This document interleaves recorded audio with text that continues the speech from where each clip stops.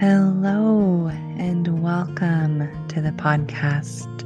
Every moment is sacred, where we interweave meditation and healing into everyday life.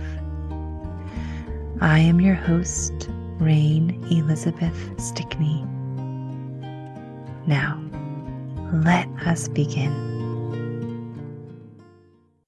Hi, welcome. I'm so happy you're here. I am Rain, and tomorrow is my birthday. Can you believe it? I am an April Fool's baby, and true to the sprightly spirit of a fool, I was born on my parents' wedding day, meaning that they were not married when they got pregnant with me or during the pregnancy. And I was due on May 1st, May Day, and they planned to marry on a hilltop on April 1st. But I was born a month early. And so they got married in the hospital instead when I was born. So in the spirit of my birthday, I would like to give a gift to you. I welcome you to come to Stillwater Meditation any Thursday at 3:30 p.m. Eastern Time for free. And the way you do that is you visit my website, rainelizabeth.org, and you click on the Stillwater Meditation tab, and then you click on the sign up button, and then you choose the Thursday that works for you. It could be any Thursday. And then you put in the coupon code FIRST, FIRST, and then you get in for free. And you get to sit with me in meditation, and I get to sit with you in meditation, which is so exciting because everyone is unique and different. And what everyone is meditating on, though thematically similar sometimes, is very personal and true to each person's own heart. So what you are meditating on or what you're after in meditating is true for you. And I love to discover that either from you or to discover it together. So I gift you with a free seat at my meditation group. And our guest today, Aneta, asks me a bit about the meditations that I offer. And she asks me how I create them. And so I answer. And so you'll also hear in this show a little bit about how I approach meditation with others. Aneta Kuzma is with us today in conversation. She used to be a banker, but now she is a healer. She's had a great transformation in her life. She loved her past career, but she transformed. And she transformed. Buts and ands are so funny. It's all in one. The whole person gets expressed throughout a lifetime. And Aneta shares a bit about her personal journey, her career change, and what it's like to be a healer. She is also a podcaster and an author. She is a coach and a consultant, a wife and a mother, and a nature lover. She's so fun to chat with. We have so much in common, really. And I get the chance to present her with a client with specific presenting complaints. And she shares with us how she would work with that person, what she would look for, and how she would support them in their health and wellness. You can find Aneta on her website, anetakuzma.com, ANETAKUZMA.com. And that will be in the show notes. So it's easy to check the spelling. And she's on Instagram and LinkedIn very actively, but other social media platforms, and all those links and information are on her site. But for easy access, Instagram has her at Ardelian Kuzma. So at ARDELIANKUZMA. And on LinkedIn, you can also find her Ardelian Kuzma.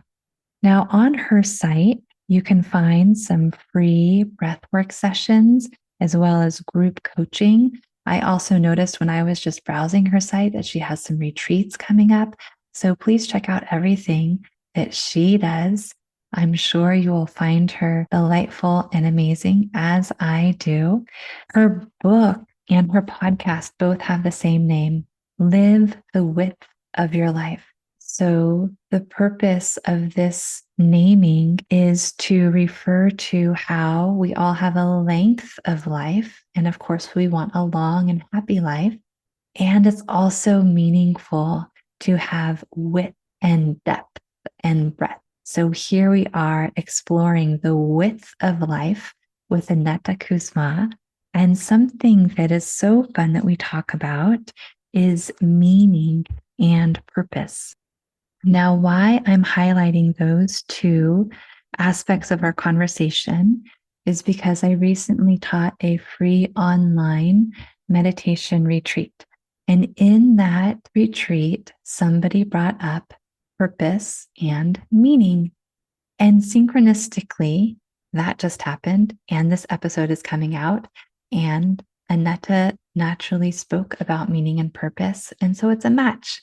If you are interested in meaning and purpose, listen for when she describes what dharma is, especially in terms of service. That part of the conversation is rich and filled with good information for holding all parts of self as we move forward along this journey of life.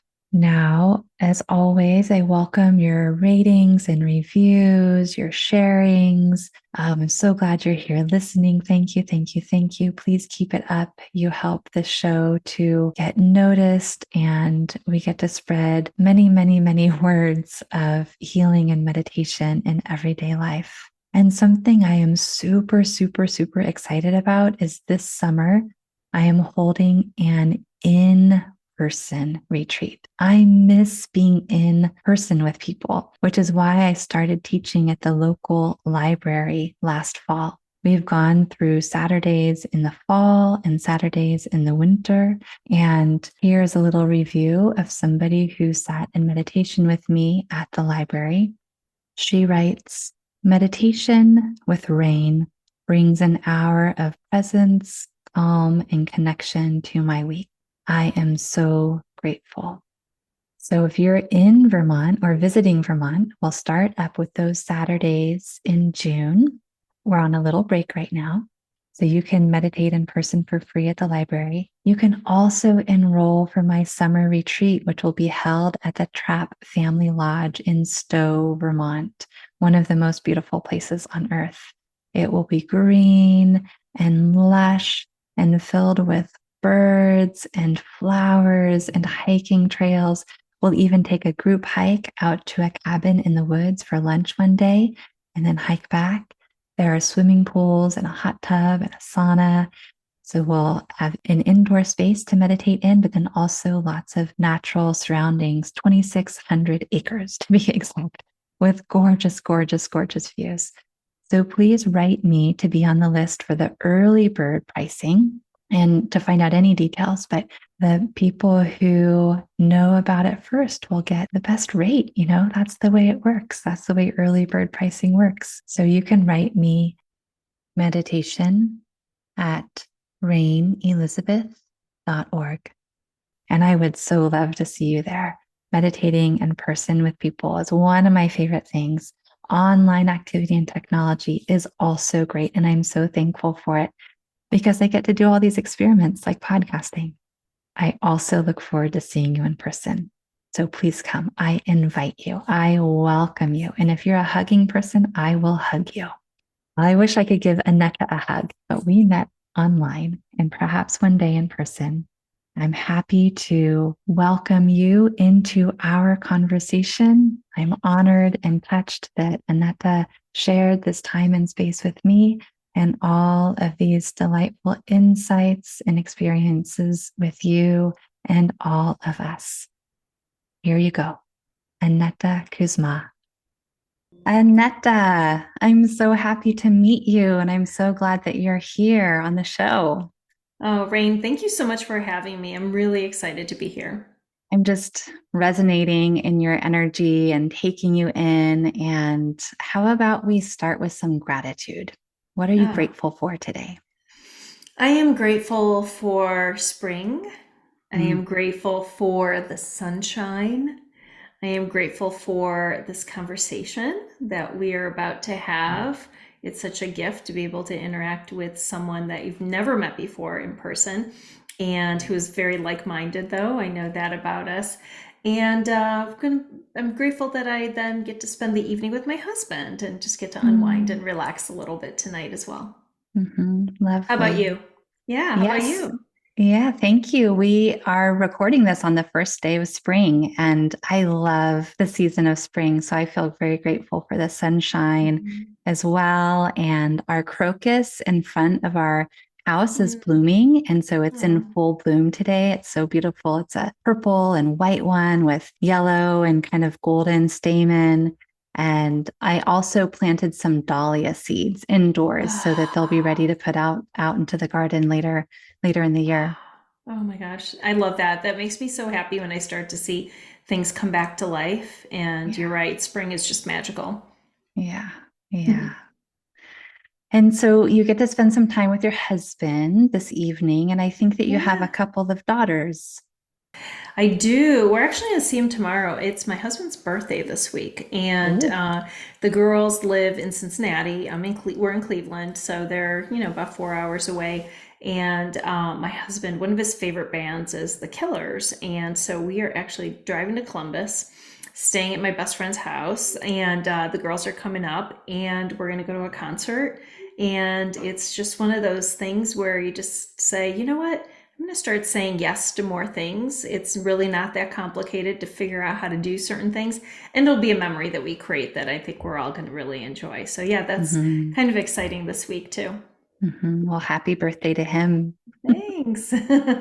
And tell me a little bit about yourself, where you're from, a little bit about your life journey, what you're up to these days, anything you'd like me to know and our audience to know. Yeah, I'll condense many decades into just a few minutes. So I immigrated with my parents at a very young age from the former Yugoslavia, which is Serbia now, but culturally we're Romanian, so originally roots from there. And came, to Cleveland, kind of grew up here, went to school, all of that. And after we got married, I met my husband, and he's from New York. So we lived in New York City for a while and did that fun thing of being in the city and sort of not having any obligations except ourselves. And moved back to Cleveland and really started a family here. And I thought I always wanted to follow the traditional path. That was a path that was set in front of me. Get a really good corporate job, have your family, continue to do all the things that society says is important. And I did for a long time. And then at some point, I just recognized this really wasn't as fulfilling as I thought it would be. And it was, not the company, it wasn't my leaders or anything like that. It just felt like something was missing within me. And so about no, maybe I was 45, so about 6 years ago, I embarked on a journey to work with a coach and to really decide, how do I want to design this next chapter of my life? Our kids were getting older, they'd be going off to school soon. And so I really spent that time for the first time in my life, because I don't think I ever did it before, to say, what do I want to do? And what are the steps that I want to take? And so that was, like I said, several years ago. After 2 years of kind of planning and starting to take steps, I started my own coaching and consulting business about 4 years ago. So I do wellness coaching, life coaching, executive coaching. I also teach yoga, meditation, mindfulness, and breath work.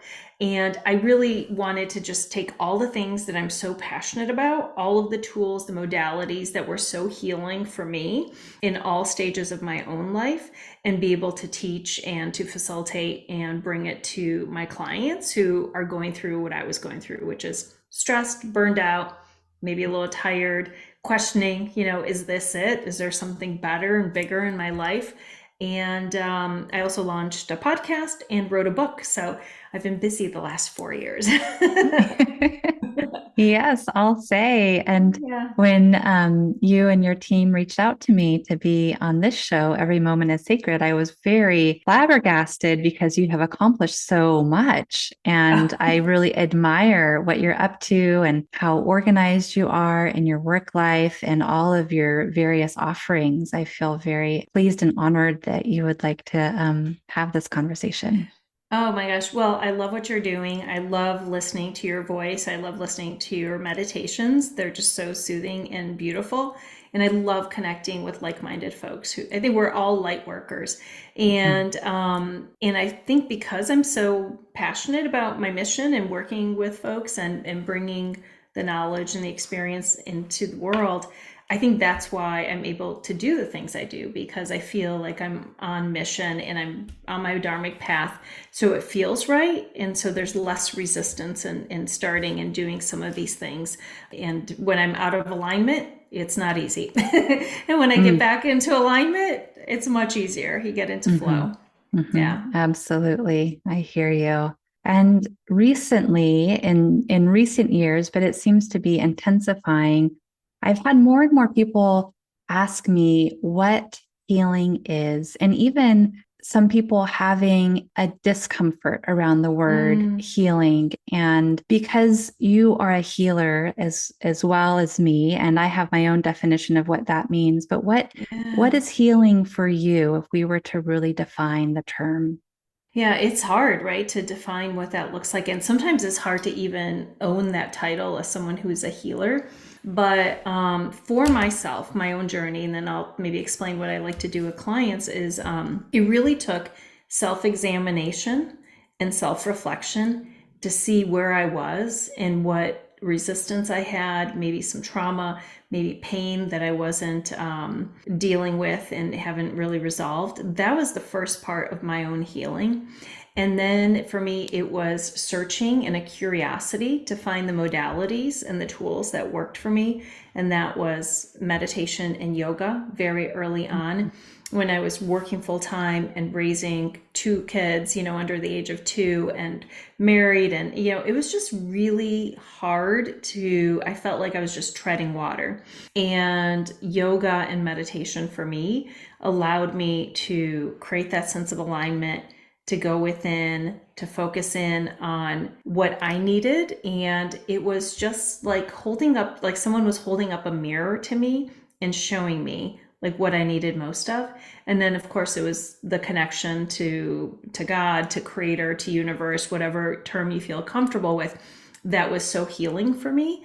And so it Mm, started with the choice to self-examine, the awareness about what I needed, and then finding the right tools that allowed me to start to heal and be part of that process. And then I will say going through the coaching process was also very healing for me because it allowed me to go deeper in a sense of reflection to now say, so now what do you want to do? Now that you've mm, sort of put out the fire that, was happening, how do you create and design and really vision and dream for your life? And that was frightening. I would say that was really hard because at the time I didn't know what the answers were. I just felt like something was off. So mm, that was a second part of the healing, to really trust and to get in touch with my intuition, my higher self, and to say, what could this look like? What does my life look like? And how do I remove the self doubt and the limitations and the beliefs and the stories we tell ourselves away from that? So, kind of working through that process. And so it's just like kind of peeling back the layers, going deeper, asking better questions, getting curious when you hear things without any sort of judgment, releasing a lot of the self judgment, learning to be kinder to myself, choosing to focus in on what I needed to do daily.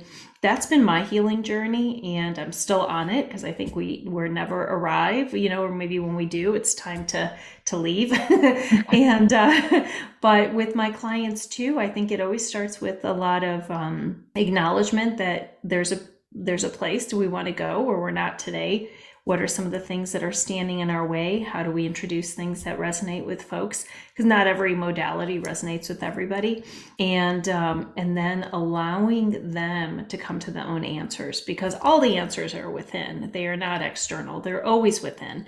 So Mm-hmm. any modality that reminds me to go back in here and to connect to breath, connect to source, connect to myself is what works for me. And energetic, I love all kinds of energy work too. So that's been really helpful, Mm-hmm. which, you know, I cannot do on my own. That's where I love working with different guides and practitioners that can help with Mm-hmm. that.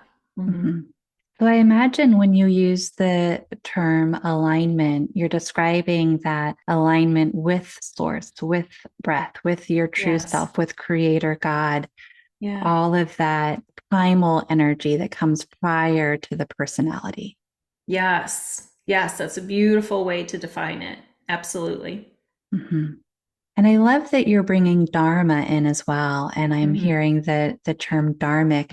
And just recently, I think it was last night, my son, he's 9, he said, "What does dharmic mean?" And I just love it when people get curious about Yeah. these terms that I might use very easily. And Yeah. so once again, I'm going to turn it to you. And what does Yeah. dharmic mean to you? So I believe that we're all here on mission. We come here with a purpose, and sometimes it's purpose with a big capital P, and sometimes it's purpose with a small p. It doesn't really matter if there's one big purpose or if there's different purposes throughout your life, but it's finding what that is for you. And I do believe that it's connection of the skills, the experience, the gifts that we have been given that are so innate, the experiences that have been sort of allowed into our life, the good and the bad that shape who we are, our character, and all of it. And then it's being able to bring all those things together to this purpose, this mission, this passion that you have, aligning all of those things, aligning this way, aligning outward into the world. And I Mhm. do believe that our dharmic path is always tied to service. I don't Mhm. know. I always feel like it's bringing all those things together and saying, and how do I use this in order to make the world a better place? Light Mhm. someone else's candle. So that's Mhm. how I think of dharma. But usually some people say it's their purpose or it's, Mhm. but for me, it's just bringing all of those things together Mhm. in a Yeah. way that is aligned to overall purpose. Mhm. Yeah. And I see you making the motion vertically, the alignment, but then also Yes. the alignment outward. And that's Yes. reminding me of your book and your podcast about the Yeah. width of life. Yes. Yes. Yeah, so my podcast is titled "Live the Width of Your Life," and I wrote a book with the same title. It comes from a Diane Ackerman quote, and when I first read the quote, it just struck me. And to paraphrase it, she said, "I don't want to reach the end of my life and realize that I just lived the length of it. I want to have lived the width of it." And it was one of those things where I read it and I read it again and I said, what does she mean? And what does that look like in my own life? Because people say, oh, we wish you a happy, healthy, long life. And we don't control the number of days as much as we'd like to assume that we're all going to reach a certain age and we'll, retire and then we'll do all these things. We don't control that, but we can control the width of each day. And that's the Mm-hmm. part that I actually think is beautiful. And so I always say I live intentionally, but also urgently. Intentionally because we have this moment to choose, to align, to intend, set an intention for the day to make sure that we're spending it the way we want to with the people, bringing the right energy in, but also urgently because we don't know what tomorrow brings. We don't know what next year brings. And so the width to me is choosing to say yes to all of those things now, not assuming that we get to do it again tomorrow or to choose differently next week. Mm-hmm. So, but I ask everyone on my podcast what it means to them because I do Mm-hmm. think it's a different answer. And not a single person has said, it's a bigger house, it's another car, it's more money in the bank, it's a better vacation. Not one person has said that. It's interesting, Mm-hmm. right? And it's just a wonderful perspective on what it means to live a really good, well-lived life. Yeah. Yeah. And I love what you're bringing in about we don't really know about No. tomorrow. And Yeah. so, how about we say yes today Yeah. and we widen our service, we widen our lives, we Yes. grow depth and Yes. diagonally every direction. Yes, exactly. And it's a beautiful question to ask other people, right? To ask Mhm, our loved ones what it means to them. mhm. Because I don't know. I don't know that we ask ourselves that question very often. Yeah. Yeah. It's not something that I usually consider in those terms, but where it hits me is when I was pregnant and going through various childbirthing classes or just trying to figure out what does it mean to birth a child. Yeah. I had this wonderful teacher named Rachel Yellen, and she described one childbirthing technique being that if and when the birthing process gets very tough, like filled with sensation tough, you can imagine not just yourself, but two other selves right next to you. Mm. So that me, as a childbirthing mom, in my intensity, I actually used this technique. And it was towards the end of my son's birth. And I was so filled with sensation, I could not handle it on my own. I didn't have any pain meds and I didn't want any. But I did use the technique of growing two more selves to Oh stand my beside gosh. me so that the three of us could hold Mm. all of the sensation of birthing this boy into the world. Wow. I had never heard that before. That's amazing. Did you feel like a strong sense of strength like come over you when you did that? It was a widening and a spreading out of sensation rather than an intense, Wow. like pointed, like singular sensation. It just like butter on a piece of toast. It was like it Wow. spread it out. It was very helpful. That is amazing. That's beautiful actually, and that's like an interesting visual for like breath and what you're able to do maybe with, some Mm-hmm, other healing modalities too. mm-hmm, When mm-hmm, people, because it's not always physical, it could be emotional pain or mm-hmm. resistance or suffering that people are experiencing. Absolutely. Yeah. And especially in the release of trauma, I was Hmm. listening to your podcast, Aneta, and I noticed that the breath work that you do is trauma informed, which is Yes. important to you and also very important to me. And so when Hmm. individuals are releasing trauma from their bodies, from their psyches, from their spirits, it can be very intense. And it can be Yes. helpful to spread out that intensity to move through the sensation that was once Yes. held that wants and needs to be released. Yes. And people are often, we share what could happen physically and also emotionally during release for breath work. I think people are always surprised when they do have an emotional response or a release, even though we talk about it, because I think most people think, well, I breathe all the time. Why would I need to learn how to breathe? Like I breathe all the time, right? But, and even just tears, sometimes just crying and feeling a deep sense of love and peace that sometimes we don't feel on any given day. And be able to do that by just connecting to self and to breath and align, it can be really moving and it's beautiful to participate and to help facilitate that. It's actually such an intimate experience, but in such a beautiful, safe way. So you have to create that safe container for individuals and to share, that it's okay. It's okay to let go of some of these things that have been stored for some time. Yeah. Mm-hmm. Yeah, it is okay. Yes. And it also brings me to joy and noticing that sometimes what we get to expand into in our healing processes is more joy. And that can be equally as tough as Yes. feeling the sensations of pain. And isn't that Yes. interesting? Sometimes we need to widen into our joyful selves. Oh my gosh, I'm so glad you brought that up because, Rain, there are so many times when I talk to clients about joy, and sometimes clients say, what is joy? Like they don't have a working definition of joy, and so they can't articulate or even define whether or not they've experienced joy. And some people think it's the same as being happy. And happy is usually dependent on something. You're happy because the sun is out. I'm happy because I get to spend time with, my loved ones tonight. But joy is a state of being. It's almost, it's not necessarily dependent on your circumstances. You can be joyful and you can be grateful even when there's a lot of things going on in your life that could be painful. Mm. It's very different. And so creating joyful moments is definitely one of those things that I help clients do, is to define little things that could bring you joy. It doesn't have to be extravagant. It doesn't have to be something that's time consuming. It could just be little things that bring you joy, and then start doing more of those things, Mhm. throughout the day. And Mhm. and then over time, you find yourself joyful, sort of a Mhm. continuous feeling. Mhm. I have an idea. Oh, I want to present you with a client, and I want to okay. find out how you might work with an individual who presents in this way. Okay.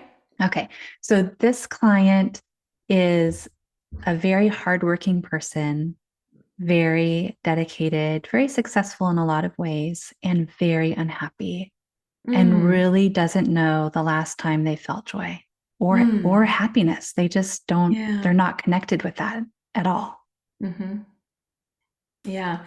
Not uncommon, unfortunately. Mm. And that happens often when folks are in a constant sort of reactive mode.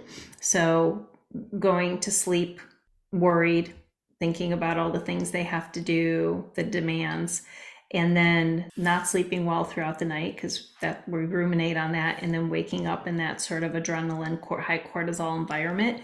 So the first thing I would do is actually identify whether they're burned out, whether they're having some challenges with sleep. Addressing the physical and what is happening right now is going to be really important. And that's where things like meditation and yoga and breath work are going to be really important. I would take a look at their schedule, ask them to show me kind of what their routines are. And if there aren't any, which sometimes people don't necessarily have any self-care routines, start to create little things every day that you can start doing in the morning, maybe a lunch, doing a little bit of a break in the afternoon or lunch, and evening to get better sleep. And some of the things also that are really helpful would be something like a gratitude practice. Gratitude, as we know, is one of the highest emotions that we can have. And it's when I've never experienced someone saying that they're not grateful for something. When you are able to actually do that and create gratitude and maybe practice it in the morning and then in the evening before you go to sleep, it changes perspective. And then it does fill people with a sense of, even if they can't tell you that they're happy or joyful, they're grateful. And that does Mhm. shift the energy. And then after kind of focusing on all those things, then it's teaching people to dream again.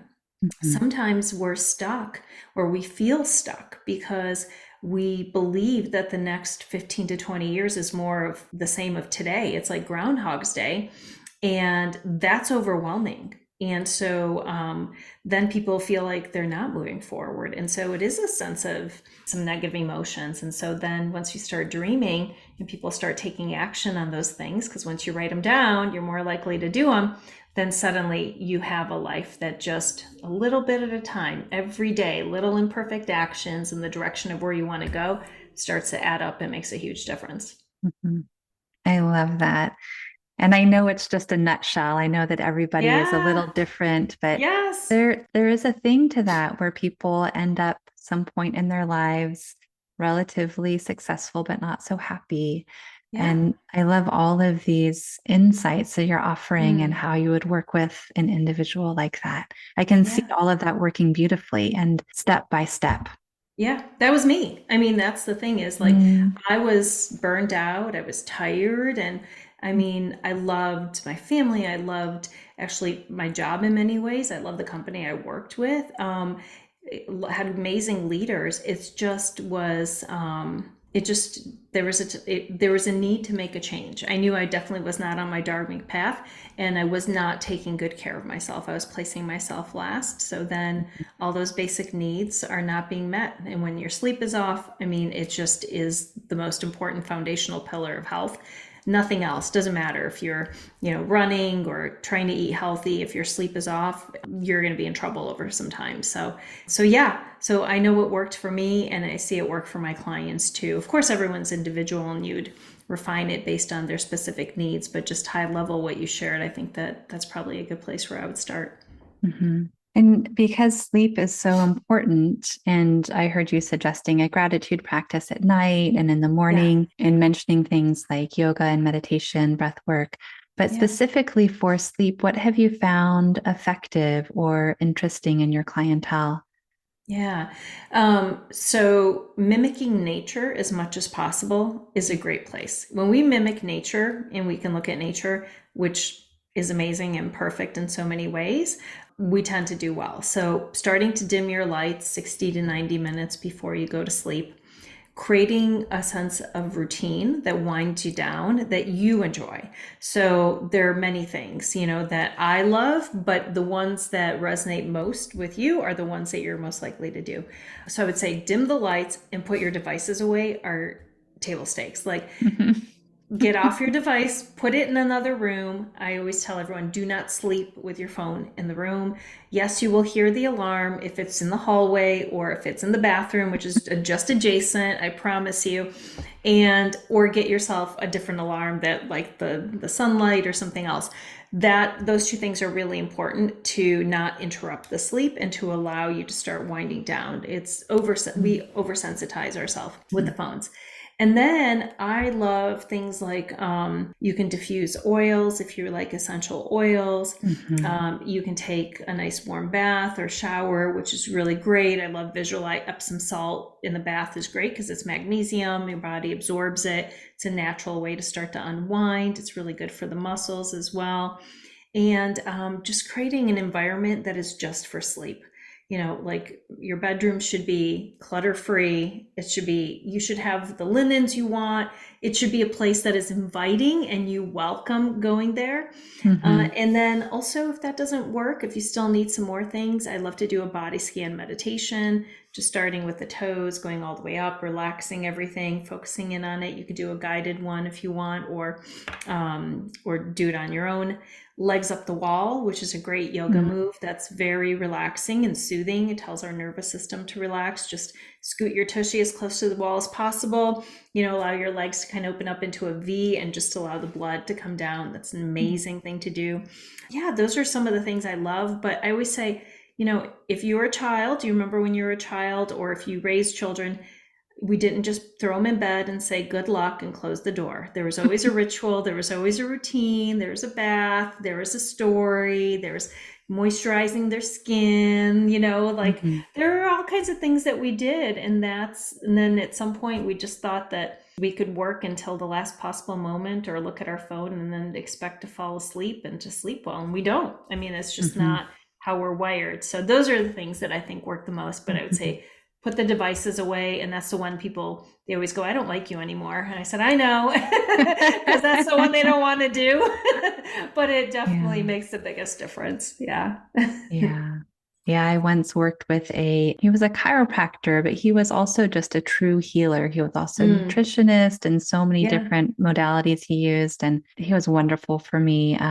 In my 30s, I got really sick with nothing in particular. Just my Yeah. body was producing a lot of symptoms and Mm, wouldn't stop producing symptoms. And pretty yeah. soon I was thinking that I really needed some help. And I found this great healer, and one of the things he said was take your phone and always have it 5 feet away from you. Hmm. So, if you're using it, that's one thing, but especially for sleep, if it is in the same room, his suggestion was that it's at least 5 feet away and to have it turned all the way off, that it's Yes. not on airplane mode or it's not on silent, but it's actually turned all the way off.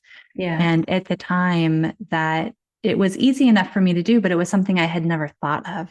And it Hmm. was very effective. It was very helpful. Yeah. I mean, one thing that I learned, and I remember reading, and I thought, oh, that was my big aha, was that when we are asleep, and especially when we first fall asleep, we tend to go into deep sleep. And if we're interrupted, say, I track my sleep, my aura ring, and if I fall asleep and then my husband comes into the room later, even if he's quiet, it wakes me up and my deep sleep is done for the night. And also, if we see the light, even through our eyelids, any light, we actually stop melatonin production for the evening. So it's going to be very difficult to get back to a deep level of sleep. So that's why the interruptions, and people's phones go off all the time. Every ping, every light, every notification, everything, it wakes us up. And Mm-hmm. so we really do need to allow ourselves to get into the deep sleep, which is what we want for healing and longevity and just to wake up refreshed in the morning. Mm-hmm. Mm-hmm. Yeah. Yeah. Wow. There's so many worlds that I can into with you, Aneta. I know, right? It's so interesting. Do you have a nighttime ritual that works for you or that you enjoy? Oh, well, my family and I, we all love essential oils. And Yeah. so we all have different ones that we love. And right now, clary sage is an Oh, essential yeah. oil that works very well for me. And it's so Nice. grounding, Yeah. nervous system relaxing. And I just put that on. And then sometimes, even if I wake up a little bit in the middle of the night, I'll have that smell and Yeah. I'll think, oh, good, everything's It's okay. That smells like it just immediately reassures me and just yes. settles me back down. Um, Yes. so yes, that's I one of my love favorites. that. I'll have to go diffuse some clary sage. I have some of that too, but it's really nice and it's very good. I think that's the one that's very healing for women too, right? It has a lot Yes. of healing properties, especially hormonal. And Mhm. yeah, yeah, it's amazing that there's so many things that have been around for thousands of years and that people in different cultures have used for healing. And I love that we're starting to rediscover them. Mhm. And I'm so open and curious to so many things. So I'm like, anytime anyone shares something, I'm like, oh, let me look into that. That sounds Mhm. interesting. Yeah. Yeah. I love your natural curiosity and that you're just willing to be so real and present and also open to new experiences. Oh, thank you. I just don't think any of those are coincidences. Like I think I'm just paying more attention and ask questions because there's something to be learned. And everybody, sometimes just the most natural comment will lead to going down a path you just didn't expect. And I just think that's so awesome. I'm just, and I don't know, I love learning. I just think it's always been something I like through podcasts or meeting people, through books, all of those things. And I don't know, it just I feel like it makes my life a lot better. And Mhm. so it's so nice to be able to talk to people like you who are also interested in similar things, but who have different backgrounds and different experiences that kind of bring us all to very similar locations and spaces. Mhm. Mhm. Yeah. Yeah. An abundant playing field. Oh my gosh, I love that. I love the word abundance. It's just it's something I work on. And I think that's the interesting thing too is that even if, and I don't know how you feel about this, I want to ask you, but I still feel like I'm challenged every day to grow. And there are things that I feel like, oh my gosh, I thought I addressed that already. And then it resurfaces again. So do you find that as part of your own healing journey or a transformation journey that you find yourself revisiting past lessons and maybe just, sometimes you feel like you make growth and then you kind of slip back? Yes, yes, all of the above. And what is happening for me presently is a very keen awareness about my attitude. Oh. So if I'm feeling low, which I was yesterday, actually, what is my attitude toward feeling low? Am I Mm, trying to push away my experience? Am I accepting my experience? Am I providing myself with self care opportunities, which you mentioned earlier in our yes. conversation? Am I trying to push through and Yeah. be or do something that's not really true for me? Like, what is my attitude for how I am today? Mm. And that choice of attitude is very profound for me. It's very helpful. I love that. I love the word choice because I do think that it is a choice. But also, it sounds like you're talking about observing or recognizing without judgment too, Yes. Yes, I which is prefer acceptance. right. But that's definitely one that I've struggled with, and I continue to try to work with is this non-judgment, acceptance, curiosity. I think comes from that because it's very neutral, and it's Hmm. easier to get to curious sometimes if you're feeling a little bit low than to maybe some other higher emotions. So that I Hmm. love that though, the questioning and then choosing. And do you find that in the questioning or the observing that you diffuse the situation a little bit if there's like heavy emotions tied to whatever you're feeling? Yeah, so let's see, diffuse. Kind of. I can try that on. It is like a diffusing, and it's also like a softening. So that's similar, Mm. diffusing Yeah. and softening. It's Softening just, is beautiful. I love that word actually. mhm, That's really nice. I love that visual of the softening. mhm, Yeah. Because mhm, we tend to tense up in the body and the breath and everything, mhm, and the softening is just, yeah, I really enjoy that. mhm.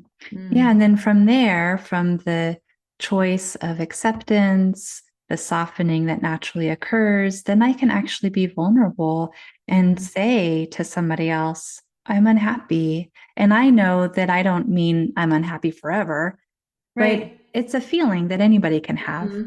And it Yeah. takes a lot of vulnerability to admit that. Hmm. And the softening helps, the acceptance helps, and also the knowledge that all feelings are passing through. I have that personal experience and knowledge from working with people and studying for so long that the emotions are energy that are important and meaningful, and they are also passing through. Mm.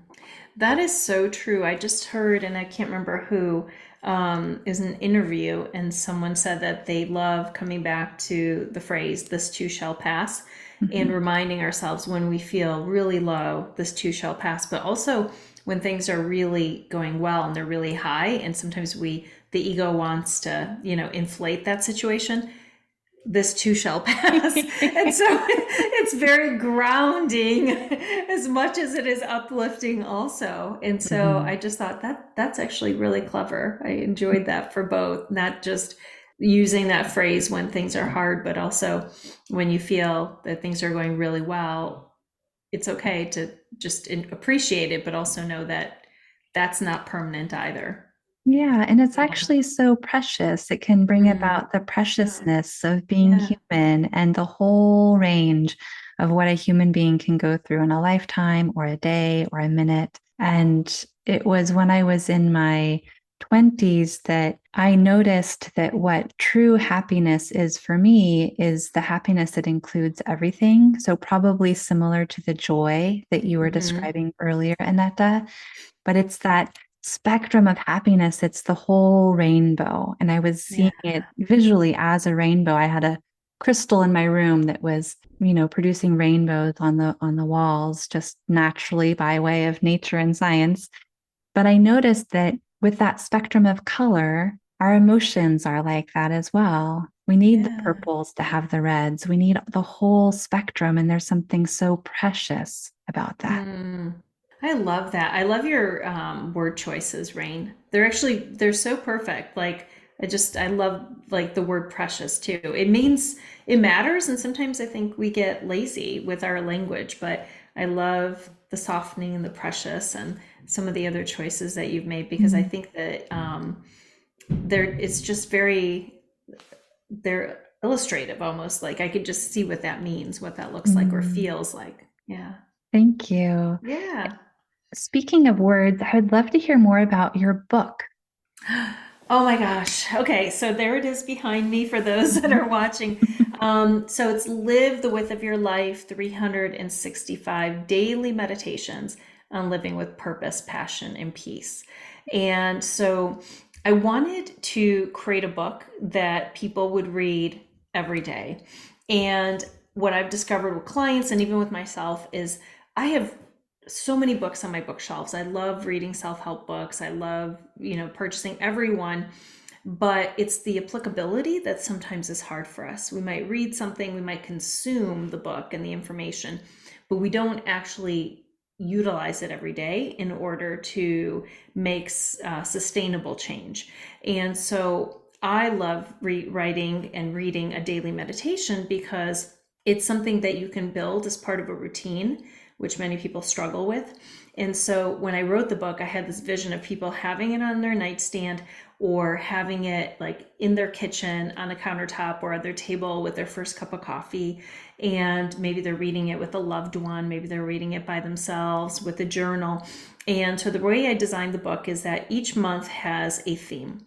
And if you start the book in January and finish it at the end of the year in December, you will have transformed as a person. And so each theme is tied to, each month is tied to a theme. So January is new beginnings and dreaming. And so I create a post and there's a challenge or a journal prompt. I even have templates in the resource section of my book if you want to go a little bit deeper. And if you take the daily action, even if you don't journal and take the challenges and actually do something with it, even if you're just reflecting on the prompt and the for today, you still will have made some progress over yesterday.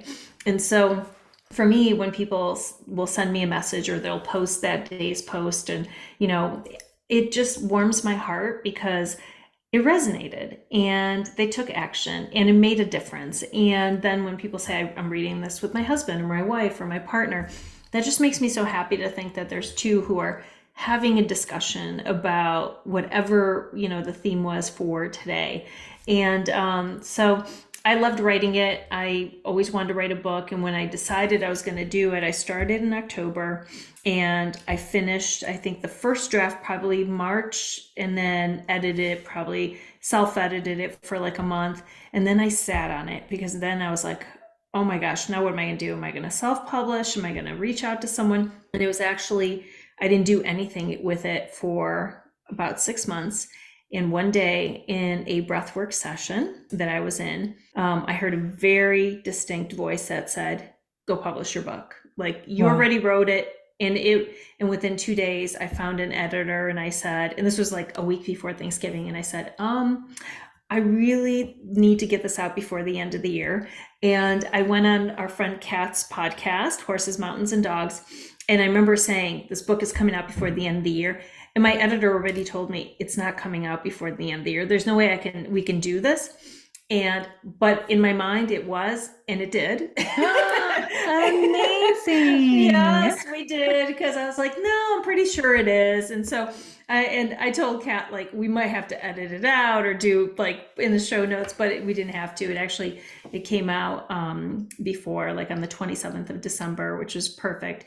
And so people had it for the new year and they could start reading in January, but you could really pick up anytime and, read the book. But yeah, so that's, you can find it on Amazon. I'll give you the link if people are curious and would like to purchase it. Yes, thank you. Yeah. And Yeah. what a beautiful offering. I really see how helpful that is and how much good work you put into that creation. Oh, thank you. Thank you. It was divine inspired because I read the book every morning too, because I don't remember what is every single day. I remember having written it when I read the stuff, but many times I say, wow, that definitely was inspired, because it just, like, I feel like I was the vessel. But I think anytime we do anything creatively, we definitely are inspired, and it comes from something greater than just ourselves. Yeah. So I hear you speaking about opening up to that natural flow that Yes. we're all a part of. We all We have are. access to this. And then when we Yes. do, there's this divine inspiration Mm. that can just flow right through and create books or podcasts or courses or retreats, wonderful Yeah. organizations. Like, people do great things in this world. Yeah, absolutely. Absolutely. And I was going to ask you, Rain, when you do your meditations, do you script them, or are they divinely inspired, like in the moment when you do most of them?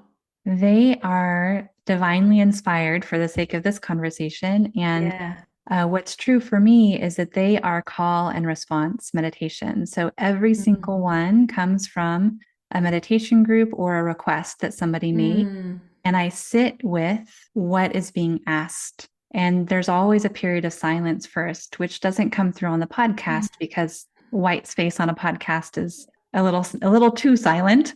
But the way that those meditations are created is through sitting with what is being asked for, and then Mm, some yeah. words are spoken. Mhm. And I just get to be the person speaking the words. That's so beautiful, and I think it's courageous that you allow yourself the space to listen and to allow to be the vessel, because our ego is worried that we'll make a mistake or that something doesn't sound right, and there's just such freedom when we're able to move past that point. Yes. And the truth is, I do make mistakes sometimes. And Of sometimes course people we do. never, they hear those No. meditations, or they do. And I just hope for the best. Like, I, just a funny story about me. I was on a summit recently, which I was honored to be a speaker of a summit. And I Oh was my gosh. speaking about fear and meditation and how meditation is a way to overcome fear. And I was bringing up Pema Chodron, and I Mm. mistakenly said that she was a Zen Buddhist nun, which she's not. She's Tibetan Buddhist. Oh, But mm-hmm. in the flow Yeah. of just being a person who was speaking, I Yeah. said it wrong. Mm. It happens. It happens, and hopefully people that are there are not worried about catching you in something like that. They know, of course, Mhm. she's a monk, and you know that Yeah, she's Buddhist, and yeah, yeah, yeah, it happens. yeah. Oh my gosh. So, what are all the ways that people can find you? So, you have your wonderful book and it's available on Amazon and other Yeah. places. And what other ways do you like to connect with the world? Oh, yeah, great question. The easiest way to find me is to go to my website, anetakuzma.com, and there you can access all of the products and the services that I offer, the classes, the book, the podcast links. I try to keep everything in one central place. You'll find all of my social media links. I'm very active on LinkedIn, and it's my two names, Ardelian Kuzma, and you'll find the correct spelling, I'm sure, in the show notes. And then also the same at Ardelian Kuzma on Instagram. I'm pretty active on Instagram as well. And yeah, I would love to hear from people. Right now, because I am finishing up my breathwork facilitation program, I am offering free breathwork sessions. You can sign up online on my website for a 30-minute or a 60-minute one-on-one breathwork class, and which is great because we talk a little bit, allow you to set the intention, facilitate the session itself, and then kind of talk back about what happened and maybe things that came up. Or every Thursday at noon Eastern time, I'm offering a half an hour group coaching. So for people that are at work and want a little midday pick me up and want to experience it in community, it's a great way to do that as well. And you'll find all those links on my website on the homepage as well, so fairly easily. And I would Mm. love for people to sign up. I would love your community to join and to experience it. Yes, we all breathe, but it is different when you are doing somatic breath that really, really helps to regulate the nervous system. Yeah. Mhm. Absolutely. And what amazing gifts you're offering and you're Oh, sharing. thanks. Yeah, I it's why we do it, right? Just to be able to share, and I've benefited so much from others being generous, and so I would love to be able to offer this to your community. Mhm. And your podcast again is Live the living. width, yeah, Mhm. live the width of your life, and you can access it on anywhere you access podcasts. It's on all the different channels, Apple Podcasts, Spotify, all of them. Yeah. Mhm. Wonderful. So when you think back to this conversation we just had, as Mm, well as your entire life, yeah. what healing moment that's personal to you lights up for you? Mm. My goodness. That's such a great question. I would think, what comes to mind always is I just see myself as this young mom waking up at 4 in the morning, 4:30, practicing yoga on my kitchen, floor on a mat while everyone else is still asleep. because it was the only time that I could be quiet with myself and hear and connect.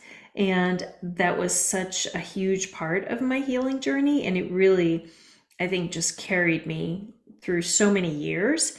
And it was the door that opened me up to everything else that I'm currently benefiting from, and a whole world of people and beautiful community. So I think it just goes back to that vision for me, is just, making it work somehow and Mm-hmm. choosing to show up for myself every day. Like Mm-hmm. waking up, I'm like, I'm gonna do this, and I'm gonna choose myself again, because I'll be a better person, a better mom, a better wife, a better everything, when I can take care of myself first. Mm. Yeah. I love that you gave yourself that gift. Yes. Well, right. We can do it for ourselves. Nobody else can do it for us. Yeah. Mhm, mhm. Mm. Thank you so much for being here, Aneta. Oh my gosh. Thank you, Rain. I've loved and enjoyed our conversation. You are such a gift. And thank you for all the beautiful things that you do in this world, for being a light worker for so many. It's just so wonderful to meet another light worker and to have this time Yes. with you.